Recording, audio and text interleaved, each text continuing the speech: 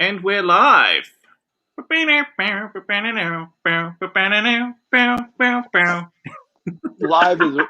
Live is a relative thing. We're live. We're live or alive? That's what I'm kind of wondering We've about. got it. Live. What do I sound like? Exactly. We're live or alive? That's what I'm kind of wondering about. There's a delay, guys. What do I sound like? Exactly. We're live or alive? That's what I'm What? There's a delay, guys. There it is. Oh my Okay. God! You found it? What the hell was that? It was. It was YouTube, That was wasn't it? on my end. That was the stream was on there. I hadn't muted the stream yet. YouTube. Oh my God. Happy Saturday morning, cartoons. Good morning, Yeah. everybody. Good morning. Yeah, Good like I morning. say, How are welcome to the you? Insane Asylum. We're just continuing on from what we were doing before we went live. A bunch of nonsense. So, yes, as Steve said, we've got a special Trackside Beans episode today for you all. So we're going to be Surprise! sitting. Yeah, surprise! So we're going to be sitting here just chatting away like we would on a normal Beans episode. It'll only be an hour long, so we won't encroach on the live streams that you might have prepared for today. So without further ado, let's get on with it. That means we have to do something. Okay, well, yeah, I'm in the process of. I lost Allie. I'm still here. Oh, okay. I said I was in the process of building a lumber yard for my railroad, and so I'm going to continue with that today. What I'm finishing up is this is the first one I did. Let's see, I'll show you over here. I think it'll show better. Yep. Right there we go. It's a lumber rack for the lumber yard. And anyway, this is a Sudum kit. Was later called California Models. Bought them out. They come in the yellow boxes. Let me show the paperwork here. If I can get the right one. Oh, wrong one, of course. Of course. Of course. Wrong limit. Yeah, this is the company. This is the company that. Can't see it with the light there. That's the company of the kit that has made it. I don't believe they're in business anymore, but you can find these on eBay. This is the kit I'm doing. It's a lumber yard. Mine will be set up slightly different than that, but it's a pretty good little kit. Instructions are a little bit lacking, but it's not, it's putting Tinker Toys together basically. And what I've got right here is the roof section for the second one I'm doing. Let's set that right there. Okay, this is the second one I've been working on. Did all that yesterday, and I put the roof down to dry. They give you sandpaper, a couple of sheets of sandpaper, and tell you not to use it to sand your wood, but to glue onto the cardboard roof. And then, of course, I've been coloring that after that, but it'll sit up there like that. And then I've got to put the cap strip on it. But that's what I'm doing. This is the yard office. I don't know what camera's better to see in. Set that back there. This is the lumberyard office. And then they also have the tool shed that goes, that's the little tool shed I've already finished, that goes in with it. But this is going to sit in the corner of my layout, be one of the industries that I have on my layout. So anyway, that's what I'm working on today. I'll bring you up to speed on me because we were actually going to do a beans last Thursday, Claude. We were going to do one Wednesday. Yeah, it's like, look, we're going to do a diced beans. Couldn't get Allison. She fell asleep. It's like Claude and I were all out here ready to go, and it's like, where's Allie? It's like, okay. So we did a beans by ourselves, and I'll show you what I did. Hang on a second. I changed all these. I pulled out all the Atlas motors on the yard and put in Caboose Industries ground throws, and they ended up working really good. So that's, I'm gonna have to do a layout update on it. But then I also put in this fiberboard, filled in all the low spots so that I can start doing ballast and scenery. And I dumped a whole bunch of ballast over in the yard at dirt from my yard that I was going to make a dirt yard. And I showed Allison this morning. It's like, I did a good job. I spent a couple hours. I had it all smoothed out. And she goes, "Did you paint your rails?" I was like, "No." It's like, oh no. I mean, a third of the track in this whole layout is in the yard. It's like, no. It's like, I don't want. Well, do you really want to paint them by hand? It's like, no, I think I'll vacuum up So I vacuumed up the ballast this morning, and I saved it. Well, it's dirt. It's dirt ballast. It's like, I'm gonna paint it this afternoon, but it's like, oh no. But yeah, that was a good idea. You didn't glue it down first. No, I didn't glue it, so it's like, thank God. If you'd have glued it down, then it would have been a real catastrophe. Well, I told her, I said, well, I spent 2 hours getting it all smoothed out and brushed, and it looked really good. She goes, "Well, is it worth doing it again? How much time are you going to spend painting rails?" It's like, oh yeah, that's a good idea. So, okay. Well, you got to weigh up there, Steve. Got to weigh my option. Rails after or before. Yeah, and it was like, that's a good idea. So I vacuumed it all up, and I'll do that this afternoon. I'm debating on whether I should open up the shop or just spray it in here, and then I maybe get, never mind. I'm not going there.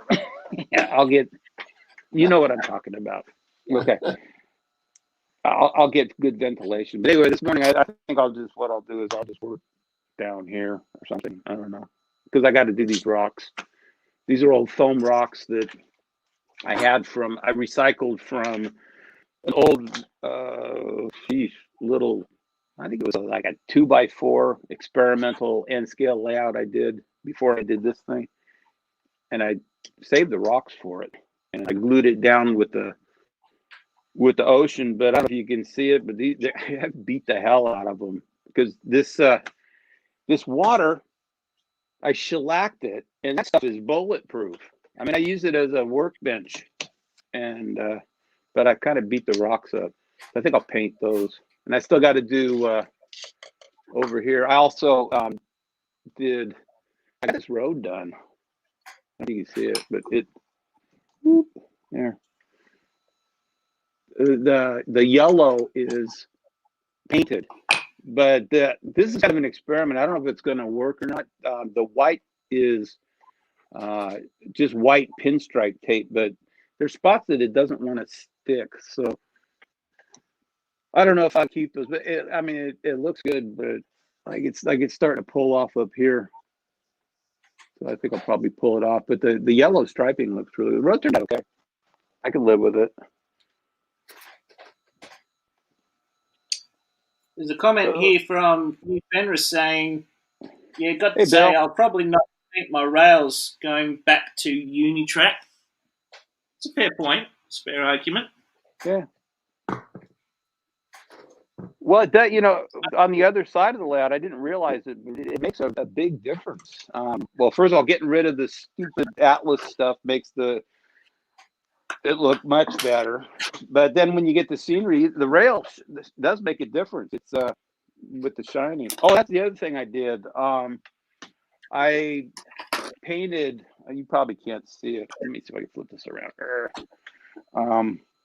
Yeah, see the mess? It's nice. Look at all this mess. All this nice stuff, and it's all trashed. I painted along the rails, the ballast, so it's not just a straight color. It looks more like a weathered dirt main line, so I like that. Oh, Claude, should I tell them about what I did with my bridge? Oh yeah, that's a good story. Oh God, yeah, that is a good story actually. Okay. Something to learn from Steve. Learn from my mistakes. Let me flip this around so you can see what I'm talking about. Okay. Let's see. Can you even see this? Okay. I took Jerry's challenge. Okay, I cleaned. Okay, everybody knows I took Jerry's challenge. I got the shop really nice and clean. So I cleaned out here. I haven't cleaned out here in a lot. There's a lot of, it's a shop, so there's a lot of spider webs and stuff. I needed a clock out here. Put this thing up here. It's an old CP Huntington clock. So now I got a clock. And the 2 cast iron wood stoves.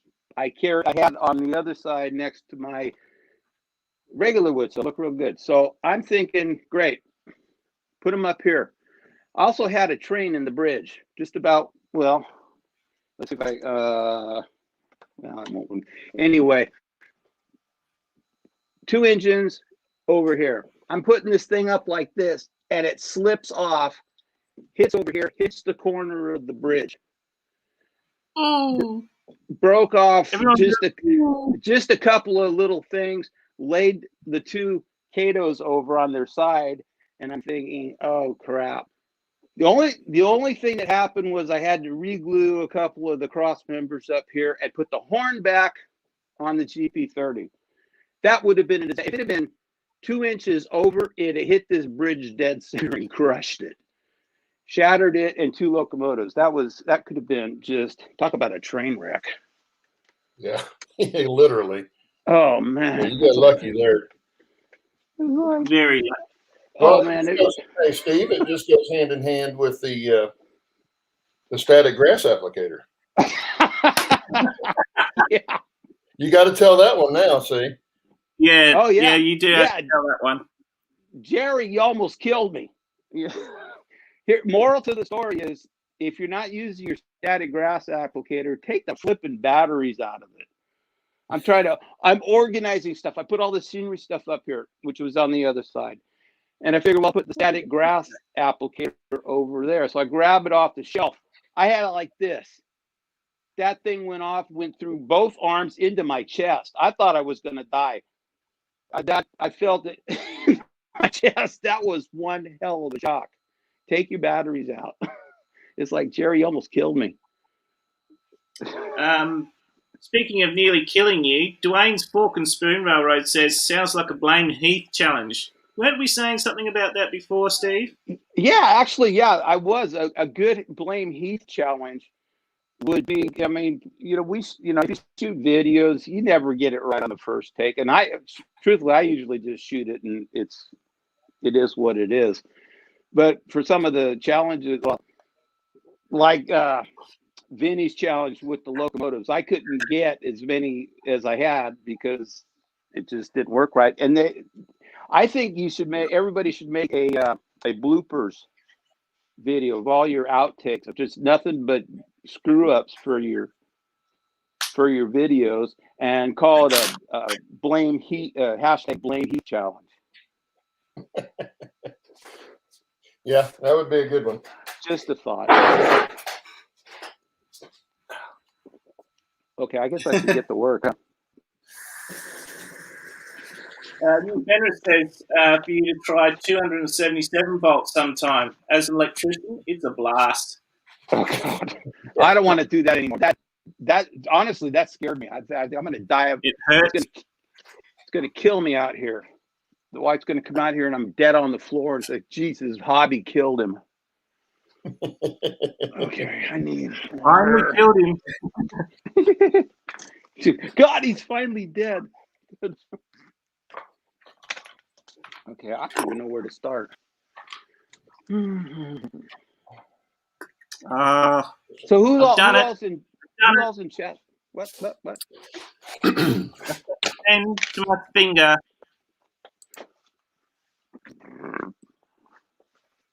I was trying very hard to avoid doing that. What's that? I stuck the pen to my finger. Stuck a pen to your finger? What'd you do that for? Not intentionally. Oh, okay. Hey, Aldy, why don't you... on the thing here, and then the pen got in the glue, and then I touched the pen. Oh, nice. Ally, why don't you tell us who's in chat since I'm not looking. Are we here by I can do it. Okay, let's see. Anfield Road layout in the loft is here. Bang Got You Junction. Carl Brond. I don't know if I'm pronouncing that right, Carl. Bernard's here. Hey, Bernard. Roy, Container Man 68's here. Hey, Roy. What's up, buddy? Dwayne's here with the Fork and Spin Railroad, the White Curly. Crazy Roy. Joe's here. Joel. Yeah. Hello, Joel. Graham's here with New Fenris. John the Schuylkill. And the Closet Branch is here. And Jason the Train Freak is here. Hey, Jason. Hi, guys. Good to see you guys. Yeah. Hey, Steve, here's you a nice, tedious thing to do. What? I don't know if you can see this. You see all these little things in here? You're too small. You're like this big. Okay, well, I'm going to tell you what they are. These are 1/8 inch. I think that's what they are. That's what they look like. 1/8 inch dowels that have been cut into, maybe 3/16 tall pieces or long pieces for paint cans inside the lumberyard office deal. Cool. Which is, cool, but I got to paint all those. And then some of them look like this, or they didn't. I'm not even getting that in the picture, am I? They look like that with all the fuzz off the saw and stuff. Yeah, it'll make a cool little deal. You stack them up, and like they do paint cans, and I think it'll look pretty good. But that's going to be a tedious part of it. I'm going to do. I thought about spray painting them, but I can't spray paint them because it'll just blow them all over the place. So I don't know how I'm going to do that. Maybe tweezers and a paintbrush. Nice. That'll be fun. To be determined. Yeah. And this kit that I bought, whoever I bought it from on eBay, he had bought some all the lumber that's in all the lumber you see in here. Well, most of it anyway. I added some already, but he had bought a couple of packages of the lumber, scale lumber that the kit offered at the time, I guess. And so it had 2 packages of lumber already in it, which is nice. How are you going to explain the plywood in your lumber mill? Oh, you weren't supposed to tell anybody that, Steve. Oh, I didn't hear it from me. I spend half my life in Home Depot because I do home repair, and so I'm always in there doing stuff. What Steve's talking about, there's some my era on my layout is late 40s, early 50s, and there's an item or two in here that is not up to specs, so to speak, on the date, and that would be the lumber sheets that I put in it. I still think it looks pretty good, but they didn't have plywood, but not lumber sheets, plywood sheets. They didn't have plywood back then. So plywood didn't come out until, I'd say, late 50s, probably late 50s. Somebody finally got smart and said, hey, let's do it this way. Boy, I tell you, they make a lot of plywood around here. Yeah, this kit even comes with, and you probably haven't seen these in a while, grain of wheat bulbs, because they have a sign. You can build a sign. It's got a little pole, and yeah, here's the pole. A little pole that you can run the wires up in and make the sign on top of it to set out, I guess, by the road. I haven't decided whether or not I'm going to do that yet, but I will probably light up the interior of the office and probably have some yard lights in the yard itself, the lumber yard. But oh, by the way, this weight that I put on here, this bag, it's full of lead shot. This bag probably weighs 2.5 pounds, and I can set it on this structure and it doesn't hurt it, which is nice for gluing down the roof on it, because otherwise you'd have to try to clip it, clamp it down or pin it down or something. But I can just lay this up on top of it, and it'll hold it down nice and flat while the glue dries. Here's a trivia question. I'm sorry? Oh, I was just saying a trivia question. Who can tell me what the name of this beach is? Oh, I Yeah, forgot. it's a trivia question. You named it after somebody, didn't you? I named it after somebody. See if anybody in chat You was named paid. it after something. I've forgotten who it is now. Yeah, see if they remember if they painted if they were paying any attention. See, honestly, I don't remember why I did it. There was a reason, but I'm trying to remember why I named it that way. But there's a reason. Do you remember the name of it? Oh, I remember the name of it. That may be the thing. I also remember the name of the port too. There's a name for the port and the name for the beach. See if anybody can remember. Probably not. I better remember. There's a comment for you, Claude, which is interesting. Okay. Apparently, they used plywood in World War II because that's what they made PT boats for, out of. That's right. Well, they did laminate wood for it.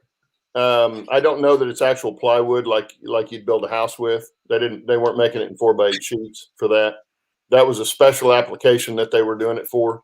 The British also did some airplanes. The Mosquito, de Havilland Mosquito, was all wood, and it's laminated wood like plywood, but it wasn't building plywood. Big. Is that where they got? Is that where they got the idea for it? Maybe. Probably was. Yeah, it would be my guess. I don't know. I've never researched it, but I know that those applications were not regular plywood. They were done for those projects. Very similar to Howard Hughes flying the Goose. Hey, the Claude, that you built, it's all wood. And I've seen that. I got to see that. That was pretty impressive. Goose. Hey, that's up here. I've been through that. That's about 3 hours from my house. That thing is incredible. That thing is. I saw it in Long Beach. It was. If you get a chance to see it, gotta go see it. It's amazing. Yeah. When they said it was big, I thought, yeah, so it's probably not nearly as big as 747 or something. It makes 747 look like a Cessna. Oh God, that thing is massive. That thing was humongous. Yeah. My dad actually got to see it when they were towing it to the harbor to test it, to do the taxi test on it, which ended up being a flying. They left the water. Right. But he saw it being towed down to the harbor because he lived out in LA at that time. Yeah, it's at the Evergreen Air and Space Museum in God, what's the name of that little town it's in? Everett, isn't it? Yeah. No, it's here in Oregon. It's up. Oh, is it in Oregon? Yeah, it's not far from Portland. I'm drawing a blank on the name of it. You can Google it. See, Evergreen Air and Space Museum. Okay. Yeah, like I say, I saw it down in Long Beach when it was down there. This is another project I'm in the middle of. These are the steel trestles from Micro Engineering. Probably see it better back here. The kit comes with the cross members to do the reinforcing to keep it straight. On this particular one, because it's on just the narrow gauge line, I decided to do the wire with the turnbuckles on it. Was pretty easy to do, and I think it'll have a really good look. That's very prototypical of the narrow gauge trains they still run today. Have the same kind of setup. Yeah. There's a question here from Wilmer saying he wants to know the name of the manufacturer of the kit. Manufacturer of the kit, and I'm going to show it to you because I probably pronounce it wrong.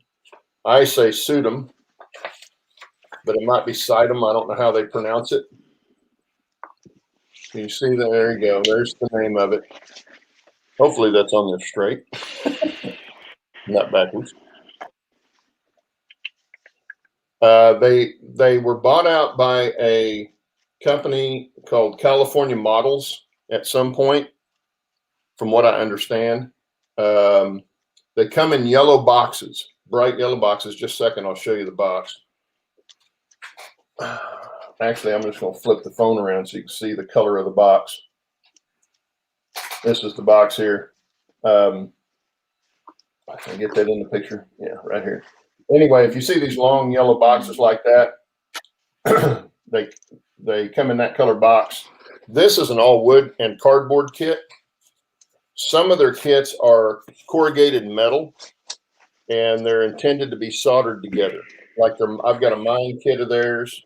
They have some other kits. They had a roundhouse I had for a while, and I ended up selling it because I found the ones I really wanted.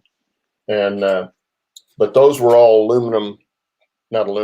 metal corrugated walls and stuff that with metal corner pieces, and you're supposed to solder them together.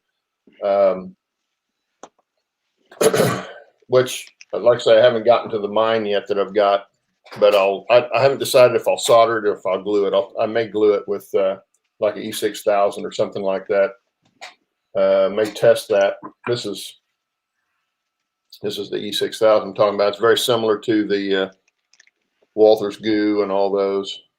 Dries crystal clear, stays relatively flexible, but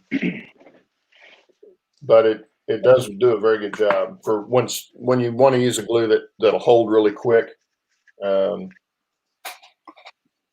Dry clear. It works good.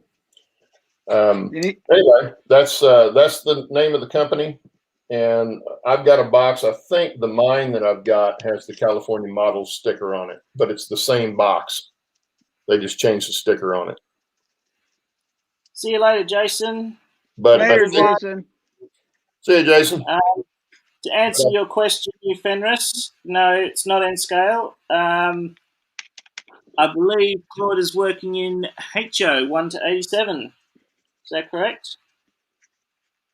Yeah, HO scale. The only difference on mine is it's dual gauge, and that's just the gauge on the track. And Bernard, I'm not making a DCC car. All I'm doing is fixing up the spaces and trying to stop the wobble in this wagon. I've got a few more wagons I've got to go through, but I'm thinking if I cut out the old spaces and put in these, it should eliminate the car from wobbling down the track like this. See you, Sparky. Oh, hey, Sparky. Bye, Sparky. Enough.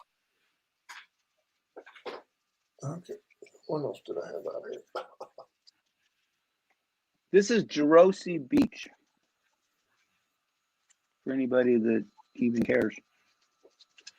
Someone was saying it was a beach or son of a beach. No, it was actually named after Joe G. Jerosi. Why did you name it after Joe G? Tell us that story. I'm trying to remember. I think when I did this, when I was doing the beach, Joe was kind of following along, and he said, "Hey, you need a little beach in there. People go down there," and it's like, "Oh, that's a good idea." And I put this little beach right here. So that's Jerosi Beach, and the port is Port. God, how did he pronounce his name? Steen. I thought it was Stein, but it's Steen. And the whole port idea came with a guy that is. I haven't seen his name in any chats recently. He's in. I think it's Thailand. He models HO in Thailand. And his last name is Steen, and I think his first name was John. I can't remember, but he, when I was doing this, he said, "Oh, you should have like a little port there, where this little track comes off." Well, I can't see it right here.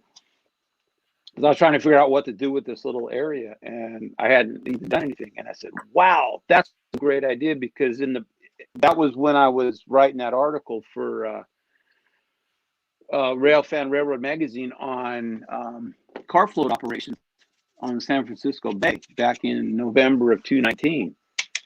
And that'd be perfect. I can do a car float, and a barge and the whole idea. So yeah, this is Port Stein or Stein, or I'm trying to remember how you pronounce it. Wait a minute. Are you Wait a telling me minute. you're published?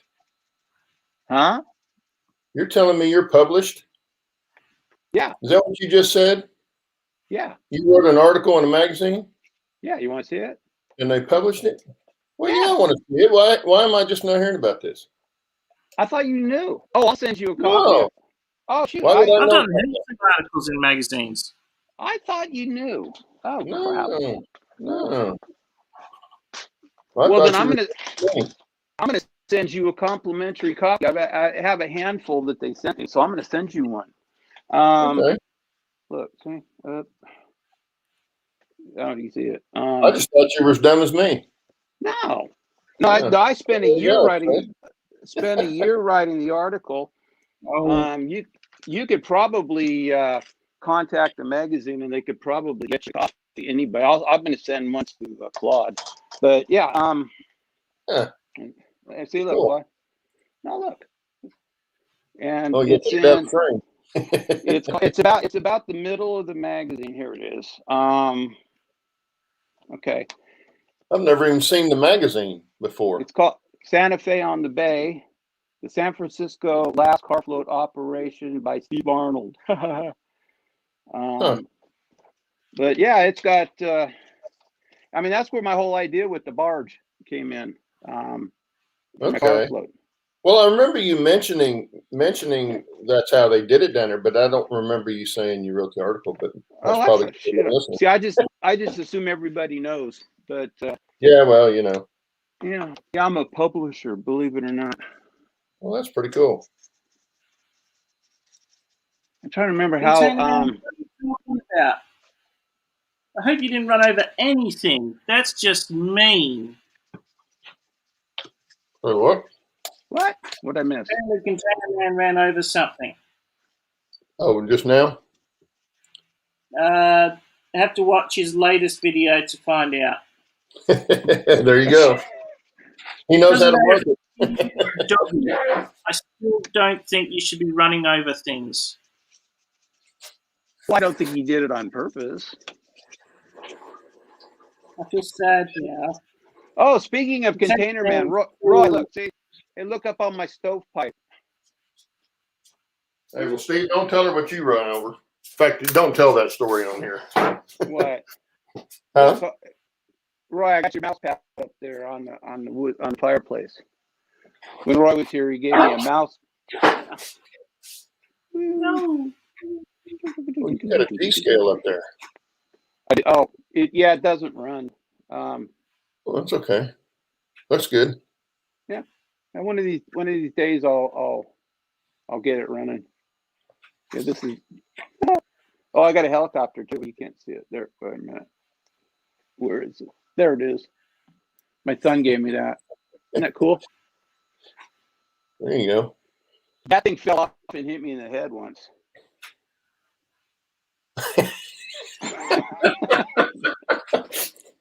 I'm starting to understand a lot of stuff, Steve. Well done. You know how many times I've been hit in the head? I probably have brain damage because I've had so many head injuries. Well, I have brain damage, but it's not from getting hit in the head. Oh, I got hit in the nose with a line drive baseball that broke my nose. Well, I've seen that happen. One time in the fourth grade, we were running in from recess, and somebody yelled. I turned around and ran right into a basketball pole, knocked me out. Yeah. Ooh. I still got the lump. Still got the lump on my forehead. Let's see, I was 3 and got hit. You know the swing, the teeter-totter things where somebody sits on one side and you go like this, back and forth. Well, my sisters were doing that, and I walk in front of the pole. The pole hits me in the head, knocks me out. So let's say I got knocked out twice at working for the railroad. So I had head injury there. No, you got me beat. One of them, we were switching cars in Mormon. I had my head out the window, looking forward, and we're doing about, I don't know, 10 miles an hour. I see that we were shoving up about 8 cars. Field man's riding the cut, and I see him step off. You know, he was hanging on the side, and this was when they could get on and off moving equipment. He gets off, and that was the last thing I remember. What'd you hit? Well, because I had my head out the, kind of halfway out the window, and because that's what you do. You spend 8 or 12 hours with your head out the window, reaching for the controls while you're seeing hand signals. And we dead stopped, and my forehead hit the windowsill on a locomotive, because I had my head out the window. Next thing I know, I'm laying on the ground looking. The next thing I remember was the field man looking over me. He said, "Are you all right? I thought I killed you. Are you all right?" I said, "Yeah," because I had my head. I was leaning backwards on the floor, looking up at the seat, and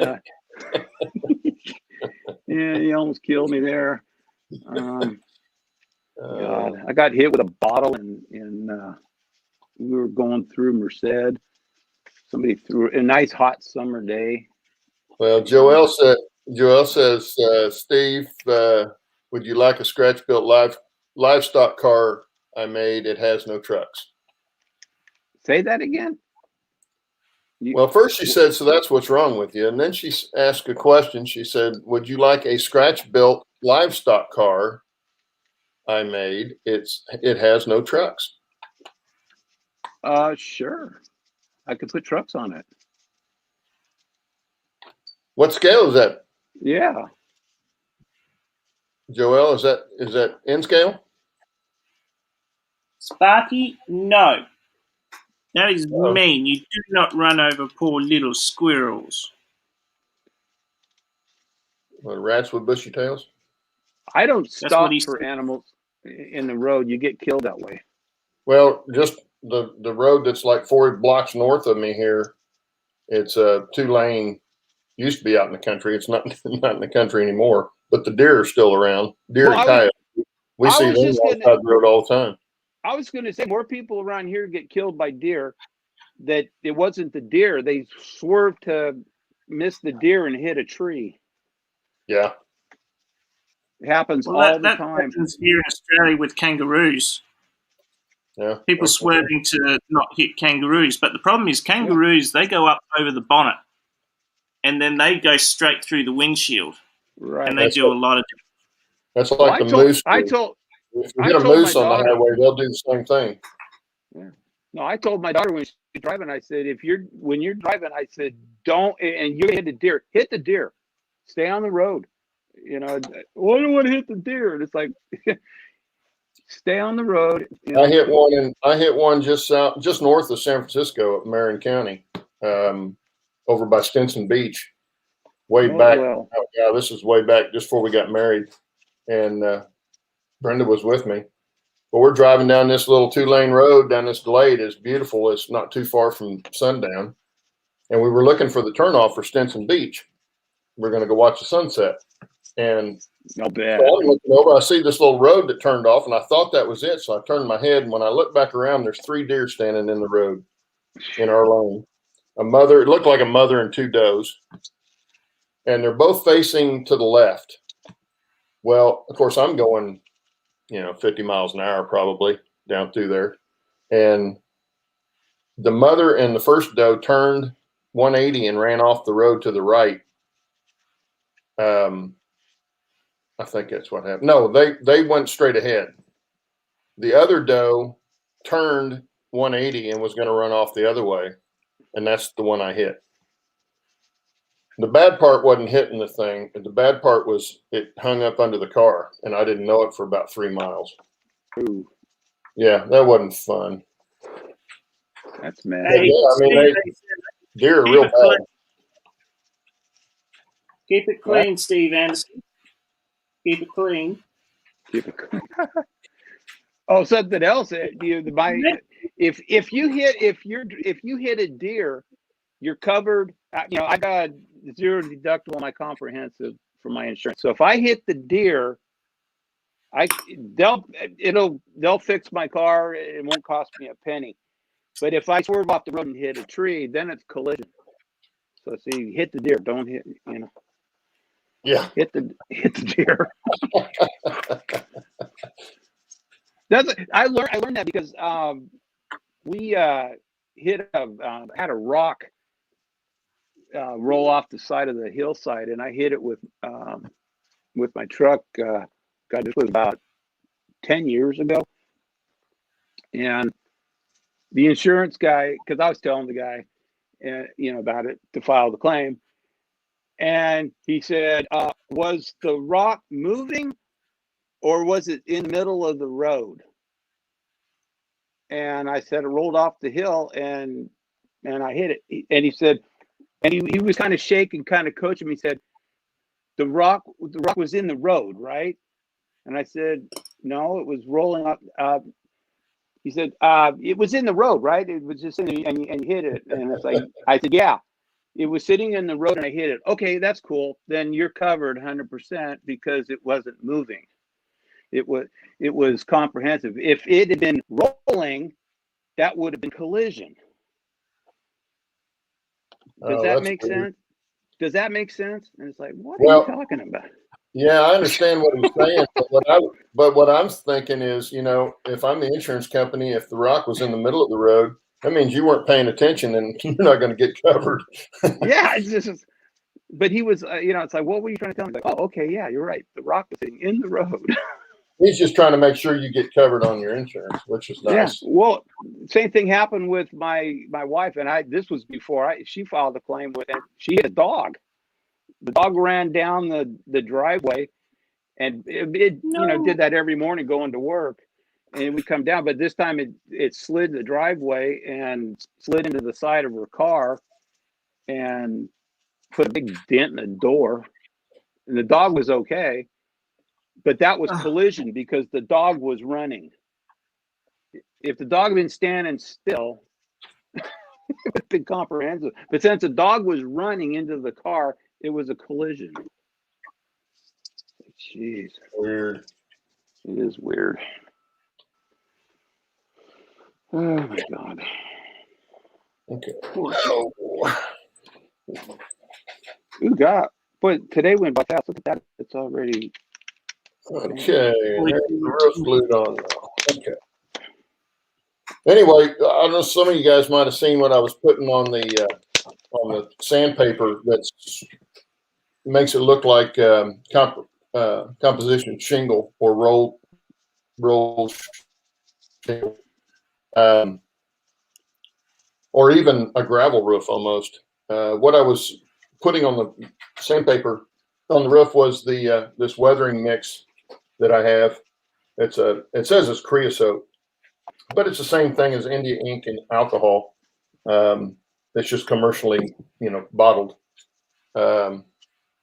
But it darkens the sandpaper, because the sandpaper they gave me was kind of a beige color, and I thought the darker color would look a little bit better. Plus, it gives it a little bit of weathering look. This is the top of the, I don't know if that shows up. You can see how even that is. That's kind of makes it look like it's worn a little bit. That's the tool shed part. I usually use it on doing staining wood, but the only wood I stained on this was inside the tool shed. I didn't do stain the wood inside the lumber racks. Now I may come back and paint the trim color like on the railing, up on this railing. I haven't decided yet. The trim boards on it are painted. The corner posts are painted, and I may do the railing on this. I haven't decided yet. But see you later, John. Take care. Later, John. Thanks for hanging out. Yep. See you, John. Have a good one. Oh, great. I'm about to lose the laptop here. What have you done to it? Put it back on the table so you don't lose it. My wife leaves it on the charger all the time. It's her laptop, and it's you take it off sometimes. It's kind of like your phone. You know, if you leave it on overnight, it tends to wear the battery out for some reason.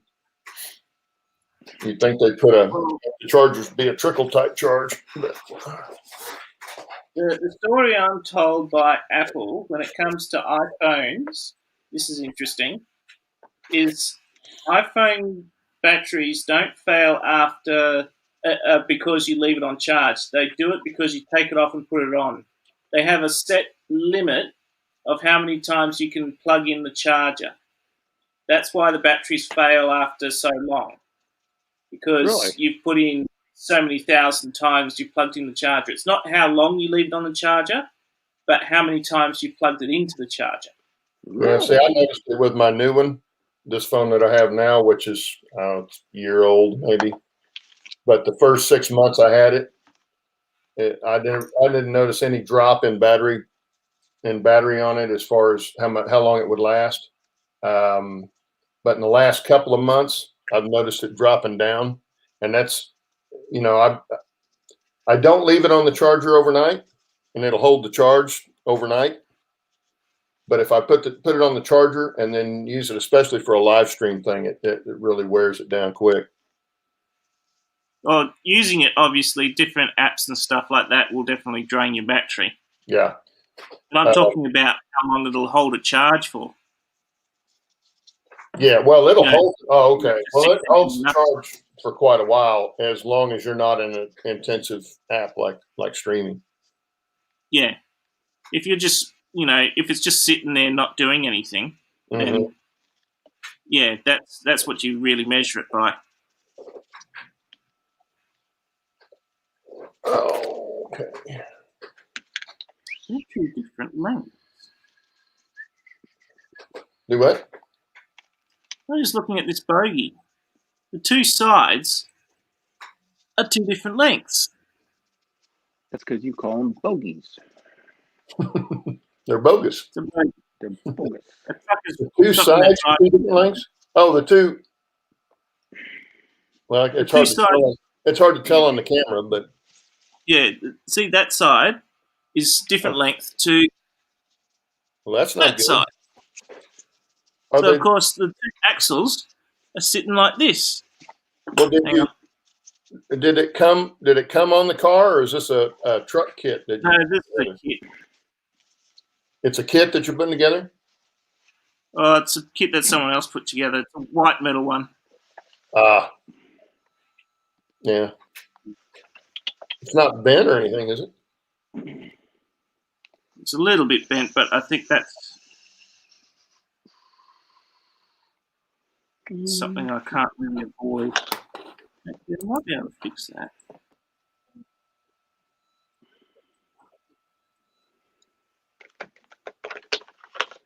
Okay. We got any other questions? Any other questions? That's why. There we go. I'll fix that. Anybody got any ideas for next week's show that they want to see or not see? Good question, Steve. Very good question. Anybody want to be a guest? Come on and hang out. Show us your layout. Show us your plans. Show us your dog. Mark from M&M. Let's show us our cat. Good. Dog.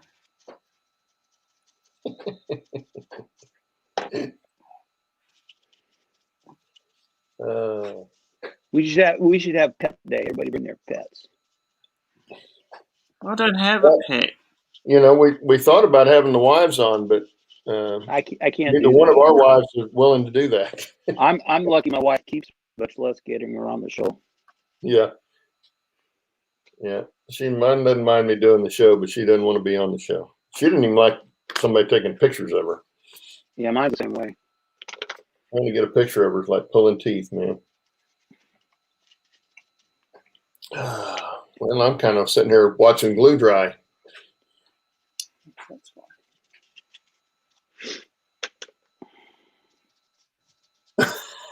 Really? I'm not going to repeat that. People can read it on their own. Oh, now I got to go You're back right, and Al. look at that. You're right, Al. It does go way quick. When we started doing the beans with Shannon back in the summer, because everybody was having to stay home, we were doing 4 hours. I think the first one went 4 hours or 4.5 hours, and it felt like an hour maybe. Yeah, it went by really fast. 4.5 hours we were on. We got so Yeah, we much didn't even done. realize We got Okay, a lot well, done. Well, that's what you and I do, Claude, too. We get on here and start bull crapping. And oh yeah, it's so much more fun being able to talk to somebody while you're working on your layout. Brian's on. Joel says, Brian, don't want glue dry, it won't dry. what? Denver, Rio Grande, Brian? No, Iron Horse Route. Yeah, that's him. That's what I mean, Brian. Hey, Hey, Brian, good morning. Hey, buddy. Oh, I'm sorry your kid's sick. Danger. Of course, that kind of time of year too. Hey, man, we miss you, Brian. Why don't you come on next week? Why don't you hang out with us? Yeah, we need to get him in and get him to show us his layout and explain stuff as he goes. Oh man, you're killing it, Brian. Your layout looks awesome. You're the bamboo skewer king. Here's something I do want to talk to people about. Is I wonder how many people actually know what the purpose of this platform underneath the coupler is for on your KD coupler height gauge. The platform. This little platform here. Isn't it for the trip pins? It's to measure. Yeah, it's correct, Steve. It's to measure your trip pins. Yeah. If your trip pin runs into that, then you're going to have trip pins running into turnouts and all sorts of problems. So make sure your trip pins are above that platform. Now, there's a great little tool you can get also from KD that helps you adjust those if they are too low. Now, I've got one here, show you guys. Definitely worth having in your, when you're trying to get all your trip pins lined up. It's one of these. It's jeweler's pliers is what it is. Well, it's sort of like a jeweler's pliers. It's got like this rounded part on one side, and on the other side, it's got like this. That's what jewelers use to bend their wire for what they're working on. I've got one here. Yeah. And all you have to do is stick the trip pin in there, and that will bend it up. Yeah, I don't know where mine's at, but I've got one of those. Yeah, it's a great tool. Everyone should have one. Yeah, I bought mine for bending copper wire and stuff to get it more around. But that's when I was putting it on airplanes. I haven't used it for the train yet, but I do have it around here somewhere. It's lost in amongst all the rest of the stuff.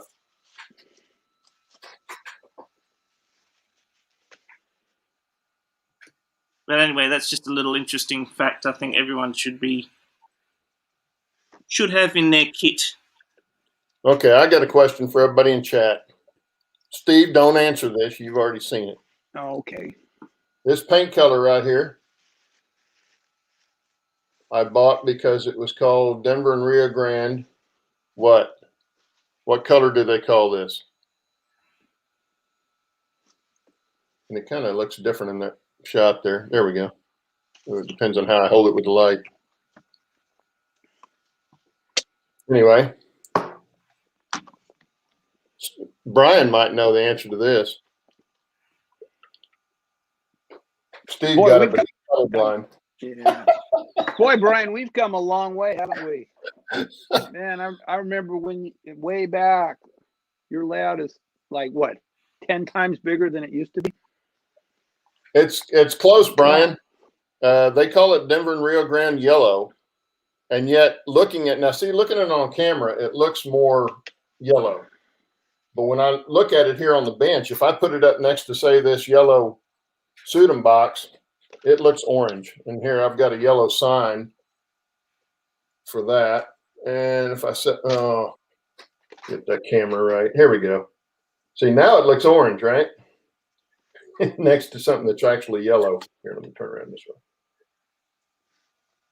It's kind of a cross in between. It's actually the color they put on the stripes. I know on the engines and stuff, but I don't think it's the same color they put on the water tower, unless it's just the stuff on the water towers is just faded so much.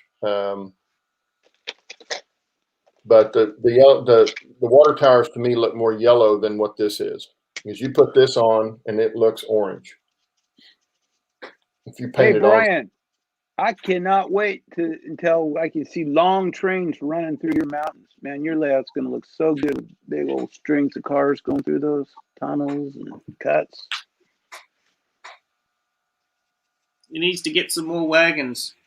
Yeah, but that's crap. That's going to look real good, Brian.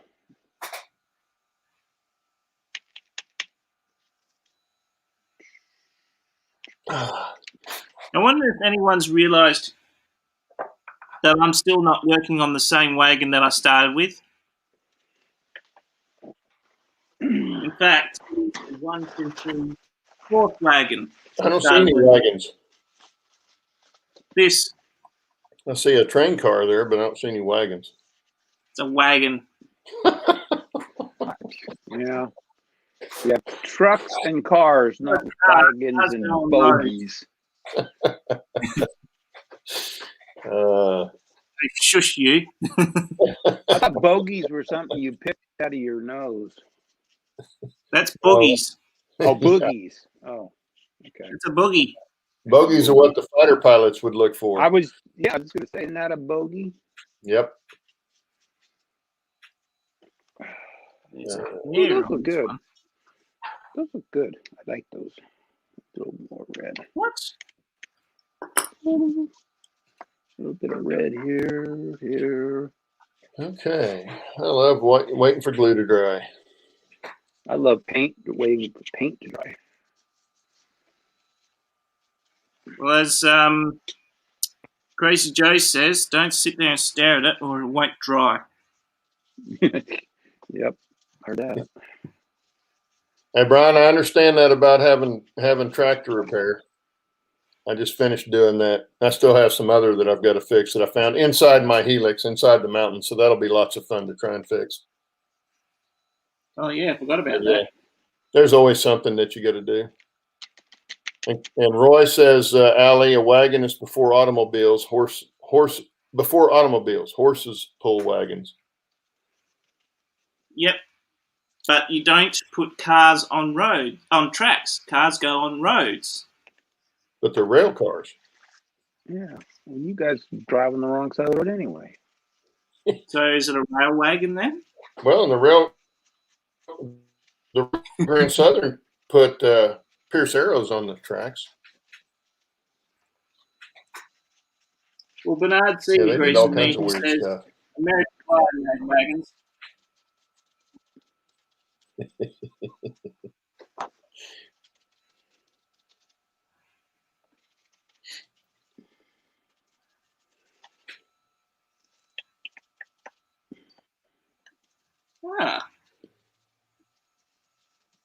And that's how we got our train track rail spacing.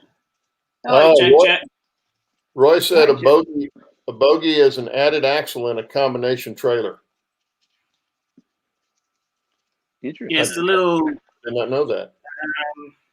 I think I've got one over here. I can probably show you.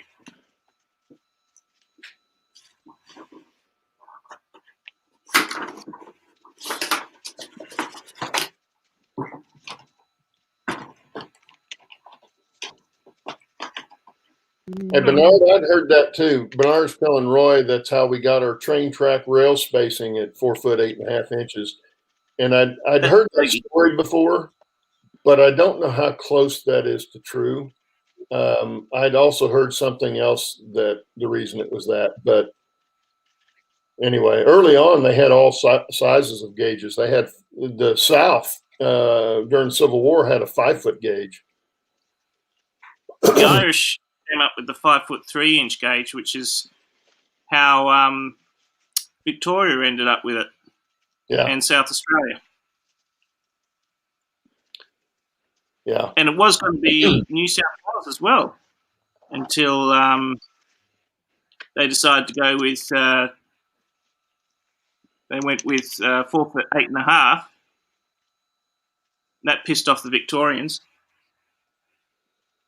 Yeah, they finally standardized here, but it took them a while. In fact, right after the Civil War, they had stations between the northern rails and the southern rails that they would bring the cars in, jack them up, and change the trucks on them to put them on the wider rails of the South. So they could use the same, instead of transferring the load from the train, they changed the trucks on the cars, which They is did that here too. kind of Any weird. wagon that had an X in the code was called bogie exchange. Mm-hmm. Yeah, I've seen pictures of it. It looked like a neat operation. It'd be kind of cool to model. I don't know how much space it would take up, but A lot of space. I would think, yeah. They were still doing that in the 80s, I think. What?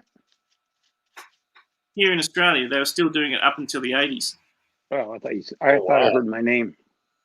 Well, they also changed a lot of rail, and I forgot how many hundreds of miles they did in one day. And they had crews stationed all along the line, and they changed it's 300 or 400 or 500 miles of rail in one day, in one 24-hour period.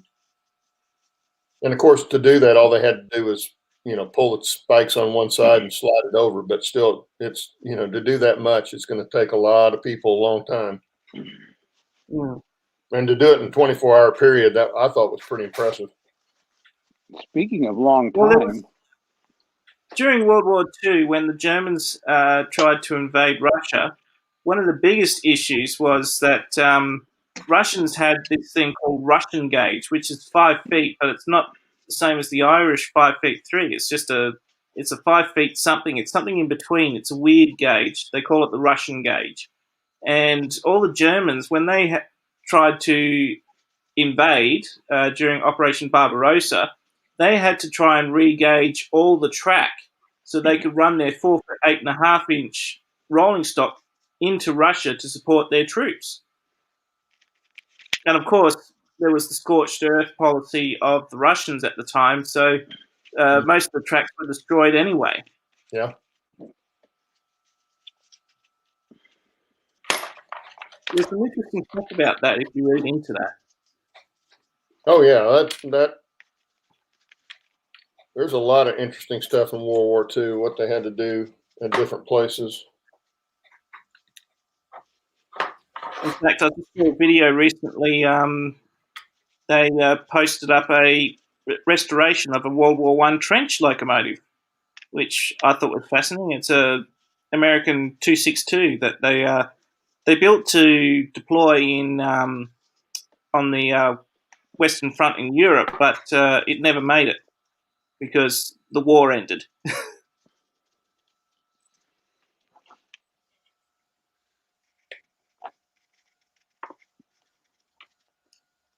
Looks like we're heading towards the end of the show, guys. Does anyone have any final comments or anything they want to add?